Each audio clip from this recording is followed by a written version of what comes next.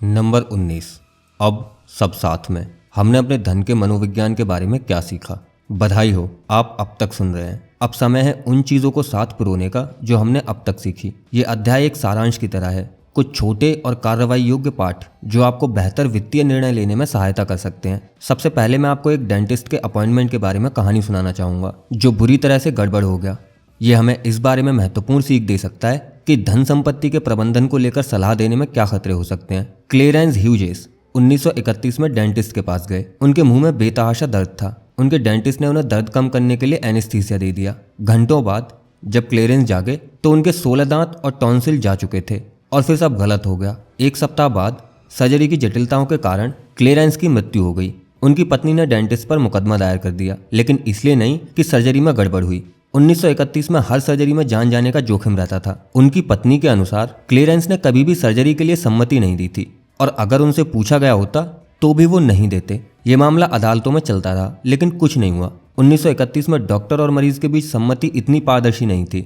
एक अदालत ने संक्षेप करते हुए कहा कि डॉक्टरों को सर्वश्रेष्ठ मेडिकल निर्णय लेने की स्वतंत्रता की आवश्यकता है। इसके बिना हम विज्ञान की उन्नति का लाभ नहीं उठा सकते। अधिकांश इतिहास में एक डॉक्टर का लोकाचार मरीज को ठीक करना होता था और मरीज डॉक्टर के इलाज के बारे में जो भी सोचता हो वो महत्वपूर्ण नहीं होता था। डॉक्टर जे केट्स ने अपनी किताब the silent world between doctor and patient में इस दर्शन शास्त्र के बारे में लिखा। डॉक्टरों को लगता था कि इस उद्देश्य को पूरा करने के लिए वो अपने मरीजों की शारीरिक और भावनात्मक आवश्यकताओं को पूरा करने के लिए बाध्य थे, और वो भी अपने प्राधिकार में इलाज संबंधी निर्णय लेते हुए मरीजों से परामर्श किए बिना। ये धारणा कि मरीजों को भी डॉक्टरों के साथ मिलकर निर्णय लेने का अधिकार हो सकता है, ये कभी भी औषधि के लोकाचार का भाग नहीं था। इसमें कोई अहंकार या द्वेष नहीं था। ये दो बिंदुओं की एक धारणा थी। नंबर 1, हर मरीज अच्छा होना चाहता है, और नंबर 2, उनके इलाज का एक ही वैश्विक और सही तरीका है। अगर आप इन दोनों बातों में विश्वास रखते हैं तो मरीजों की सम्मति न लेने का मतलब समझ में आता है। लेकिन औषधि इस तरह नहीं चलती। पिछले 50 वर्षों में मेडिकल स्कूल धीरे धीरे बीमारी का इलाज करने से मरीजों का इलाज करने की ओर रुख कर चुके हैं, जिसका मतलब था इलाज की योजनाओं के विकल्प तैयार करना और फिर मरीज को उनमें से सर्वश्रेष्ठ विकल्प चुनने देना।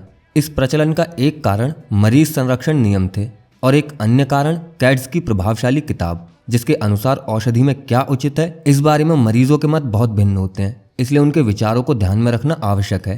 कैट्स ने लिखा, ये मान लेना बहुत ही खतरनाक मूर्खता है कि अपनी कला और विज्ञान के अभ्यास में चिकित्सक अपनी नेक नियति और सही विकल्प चुनने की अपनी योग्यता पर निर्भर कर सकते हैं। ये इतना आसान नहीं है। औषधि एक जटिल पेशा है और डॉक्टरों एवं मरीजों के बीच का परस्पर विचार विमर्श भी जटिल होता है। वो आखिरी पंक्ति बहुत महत्वपूर्ण है। औषधि एक जटिल पेशा है और डॉक्टरों एवं मरीजों के बीच का परस्पर विचार विमर्श भी जटिल होता है। क्या आप जानते हैं और कौन सा पेशा है जो इसके समान है? वित्तीय सलाह।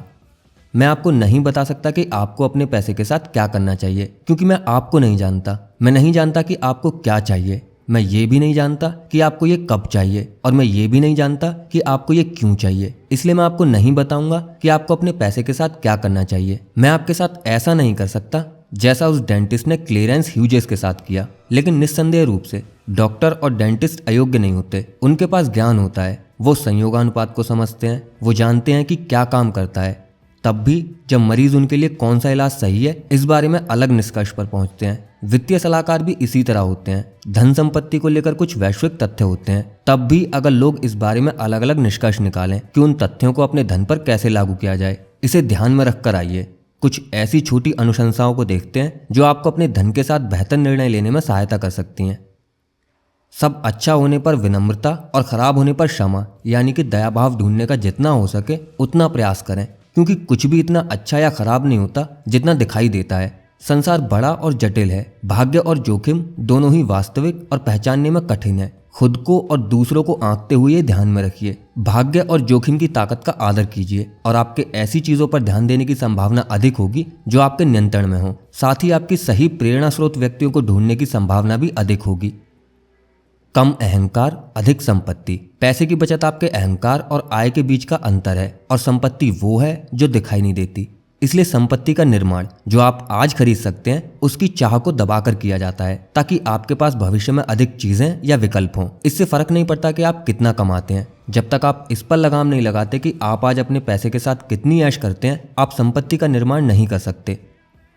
अपनी धन संपत्ति का प्रबंधन इस प्रकार करें कि आप रात में चैन की नींद सो सकें। ये कहना इससे अलग है कि आपको सर्वाधिक प्रतिफल कमाने का लक्ष्य रखना चाहिए या अपनी आय का एक नियत प्रतिशत बचाना चाहिए। कुछ लोग तब तक चैन से नहीं सोएंगे जब तक वो सर्वाधिक प्रतिफल ना कमा रहे हों। दूसरे तभी तृप्त अनुभव करेंगे अगर उन्होंने रूढ़िवादी रूप से निवेश किया हो। हर किसी का अपना ही ढंग होता है, लेकिन क्या इससे मुझे रात में अच्छी नींद आएगी? इसका आधार सभी वित्तीय निर्णयों के लिए सर्वश्रेष्ठ सार्वलौकिक दिशा निर्देश पट्ट है। यदि आप एक निवेशक के रूप में सफल होना चाहते हैं तो सबसे शक्तिशाली चीज जो आप कर सकते हैं वो है अपनी समय परिधि को बढ़ाना। निवेश में समय सबसे ताकतवर बल है। ये छोटी चीजों में वृद्धि कर उन्हें बड़ा कर देता है और बड़ी गलतियों को धुंधला कर देता है। ये भाग्य और जोखिम को निष्प्रभावित कर देता है, लेकिन ये नतीजों को उस दिशा में मोड़ देता है जिसके लोग पात्र होते हैं। बहुत सी चीजों के गलत हो जाने को स्वीकारना सीखिए। आप आधे से अधिक बार गलत हो सकते हैं और फिर भी विपुल संपत्ति प्राप्त कर सकते हैं, क्योंकि न्यून संख्या के बारे में कुछ चीजें अधिकांश परिणामों का कारण होती हैं। आप चाहे अपने पैसे के साथ कुछ भी कर रहे हो, आपको बहुत सी चीजों के काम न करने पर संतोष करना होगा। संसार ऐसा ही है, इसलिए आपको अपनी उपलब्धियों का आकलन अपने पूरे पोर्टफोलियो की ओर देखकर करना चाहिए, न कि अलग अलग निवेशों के आधार पर। बड़ी मात्रा में खराब निवेश और कुछ एक उत्कृष्ट निवेश होने में कोई बुराई नहीं है। आमतौर पर यह सर्वश्रेष्ठ परिदृश्य होता है। अपने काम का आकलन करते समय अपने अलग अलग निवेश पर ध्यान केंद्रित करने से विजेता वास्तविकता से अधिक मेधावी नजर आते हैं और हारने वाले उससे अधिक खेदजनक नजर आते हैं जितना उन्हें होना चाहिए। संपत्ति का प्रयोग अपने समय पर नियंत्रण के लिए कीजिए, क्योंकि अपने समय पर नियंत्रण न होना खुशी के लिए एक शक्तिशाली और सार्वलौकिक अवरोध है। आप जो करना चाहें, जब करना चाहें, जिसके साथ करना चाहें और जब तक करना चाहें, इसकी क्षमता वित्त में मौजूद अधिकतम लाभांश प्रदान करती है। कम दिखावटी और अधिक अच्छे बनिए। कोई भी आपकी जायदाद से इतना प्रभावित नहीं होता जितना आप खुद होते हैं। आप सोचते हैं कि आपको एक महंगी कार और बढ़िया घड़ी की जरूरत है, लेकिन संभवतः जो आपको चाहिए वो सम्मान और प्रशंसा है, और उन्हें प्राप्त करने की अधिक संभावना दया और विनम्रता के द्वारा है, बजाय हॉर्स पावर और क्रोम के। बचत कीजिए, बस बचत कीजिए। आपको बचत के लिए किसी विशेष कारण की आवश्यकता नहीं। कार, अग्रिम भुगतान या फिर किसी मेडिकल इमरजेंसी के लिए बचत करना अच्छा है, लेकिन उन चीजों के लिए बचत करना जिन्हें परिभाषित करना या जिनका अनुमान लगाना असंभव है, बचत करने के सबसे अच्छे कारणों में से एक है। हर किसी का जीवन अप्रत्याशित चीजों की एक जंजीर है। बिना किसी विशेष उद्देश्य के लिए की गई बचत जीवन की निश्चित अप्रत्याशाओं के विरुद्ध ढाल होती है। सफलता के मूल्य को परिभाषित करें और फिर उसे चुकाने को तैयार रहें, क्योंकि कोई भी लाभप्रद चीज मुफ्त में नहीं मिलती। और याद रखिए, अधिकतर वित्तीय मूल्यों पर प्रत्यक्ष प्राइस टैग नहीं होता। अनिश्चितता, दुविधा और पछतावा वित्त की दुनिया में आम मूल्य हैं और वो अक्सर चुकाने योग्य होते हैं, लेकिन आपको उन्हें जुर्माने यानी कि सजा जिससे बचा जाए उसके बजाय शुल्क यानी कि बदले में कुछ अच्छा पाने के लिए चुकाने लायक मूल्य के रूप में देखना चाहिए। त्रुटि के स्थान की आराधना करें। भविष्य में क्या हो सकता है और आप अच्छा प्रदर्शन करने के लिए क्या होते देखना चाहते हैं, इसके बीच का अंतर आपको सहनशीलता प्रदान करता है, और सहनशीलता समय के साथ कंपाउंडिंग को जादुई बना देती है। त्रुटि के लिए स्थान अक्सर रूढ़िवादी बचाव के जैसा नजर आता है, लेकिन अगर ये आपको खेल में बनाए रखता है तो ये वापस अपने मूल्य का कई गुना भुगतान कर सकता है। वित्तीय निर्णयों की चरम सीमाओं से बचें। समय के साथ हर किसी के लक्ष्य और कामनाएं बदल जाते हैं, और जितने चरम आपके अतीत के निर्णय होंगे, आगे बढ़ने पर उतना ही अधिक आपको उन पर पछतावा होगा। आपको जोखिम को पसंद करना चाहिए, क्योंकि यह समय के साथ प्रतिफल प्रदान करता है, लेकिन आपको विनाशकारी जोखिम से बचना चाहिए, क्योंकि यह आपको भविष्य में वो जोखिम लेने से रोकता है जो अच्छा प्रतिफल चुका सकें। जो खेल आप खेल रहे हैं उसे परिभाषित करें और ध्यान रखें कि आपका व्यवहार उन लोगों से प्रभावित ना हो जो आपसे अलग खेल खेल रहे हैं।